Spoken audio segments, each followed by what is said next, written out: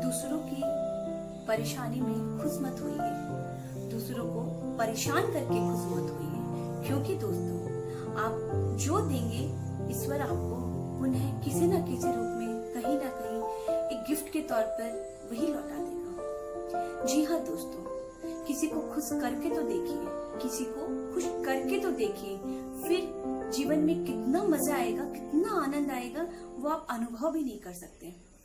तो दोस्तों, हमें भगवान ने एक बहुत प्यारा जीवन दिया है। इसका मतलब ये नहीं कि हम उस जीवन का दुरुपयोग करें, हमें इस जीवन का सदुपयोग करना चाहिए। सबसे पहला कर्तव्य हमें इस जीवन का कि हम मुझसे या आपसे किसी भी जीव जंतु, किसी भी पशु पक्षी या फिर किसी भी इंसान मेरी वजह से किसी भी तरह से तकलीफ ना पाए। हम अगर किसी को तकलीफ, खुशियां नहीं दे सकते हैं तो हमें कोई हक नहीं बनता कि हम उसे तकलीफ दें। और ये जान लें कि भगवान हमें वही गिफ्ट किसी ना किसी रूप में जरूर देगा। तो दोस्तों, मैं अपने इस बात को एक कहानी के माध्यम से आप तक पहुंचाती हूँ, तो मेरे इस वीडियो को पूरे अंत तक देखिएगा, कुछ भी स्किप मत कीजिएगा और अच्छे लगने से मुझे कमेंट बॉक्स में जरूर बताइएगा, ताकि मैं आगे आप लोगों के लिए इससे भी अच्छी स्टोरी जो हमें आगे अपने जीवन जीने के लिए, अच्छा जीवन जीने के लिए हमें प्रेरित करे, मैं लाने की कोशिश करूंगी। तो मेरे वीडियो को लाइक, शेयर, सब्सक्राइब जरूर कीजिएगा। दोस्तों, एक लड़का अपने पापा के साथ गांव में घूमने के लिए जाता है। घूमते घूमते दोनों एक खेत के पास पहुंचते हैं। खेत के बाहर एक मजदूर के जूते पड़े होते हैं। तो बेटा अपने पापा से बोलता है, पापा ये जूते खेत के बाहर क्यों हैं? तो उसके पापा कहते हैं कि हो सकता है कि कोई मजदूर खेत के अंदर काम करने गया होगा और उसने अपने जूते को बाहर ही उतार दिया। तो बच्चे तो नटखट होते ही हैं, उसके मन में एक ख्याल आता है। तो वो अपने पापा को कहता है, पापा चलो कुछ मस्ती करते हैं। उसके पापा बोलते हैं, मस्ती? और अभी कैसे? तो वो बोलता है, क्यों ना पापा, हम ये जूतों को कहीं छुपा देते हैं, जब वो मजदूर काम करके आएगा तो अपने जूतों को ढूंढेगा तो हमें बड़ा मजा आएगा। उसके पापा को अपने बेटे की ये बात सुनकर बड़ा दुख हुआ और वो अपने बेटे को समझाते हुए कहते हैं, नहीं बेटा, आज मैं तुझे बताता हूँ कि जिंदगी में मजा हम कैसे ले सकते हैं, कैसे मस्ती कर सकते हैं। ऐसा कहकर दोनों जन छुप जाते हैं। जब मजदूर अपने खेत से काम कर आता है और अपने पाँव जूतों में डालता है तो वो उसके पाँव में कुछ चुभता है।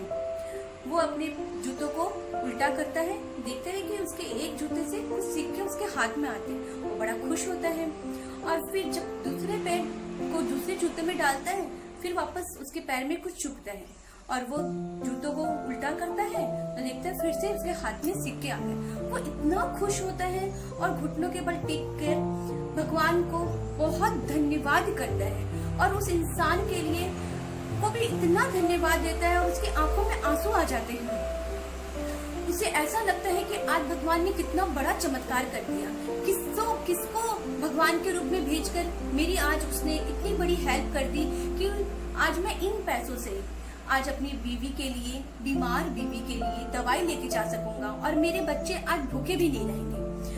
उसकी खुशी का कोई ठिकाना नहीं रहता और वो ऊपर वाले से उस इंसान के लिए इतनी दुआएं मांगता है कि ये देखकर उस लड़के की आंखों में आंसू आ जाते हैं। वो अपने पापा को कहता है कि पापा, मतलब मैं क्या कर रहा था और आपने क्या कर दिया। मेरी वजह से वो इंसान कितने परेशानी, वो ऑलरेडी पहले से परेशान है और मैं उसके जूते छुपाता तो वो और परेशान हो जाता, क्योंकि एक गरीब इंसान के लिए छोटी चीज का भी खोना उसके लिए बहुत दुख वाली बात होती है।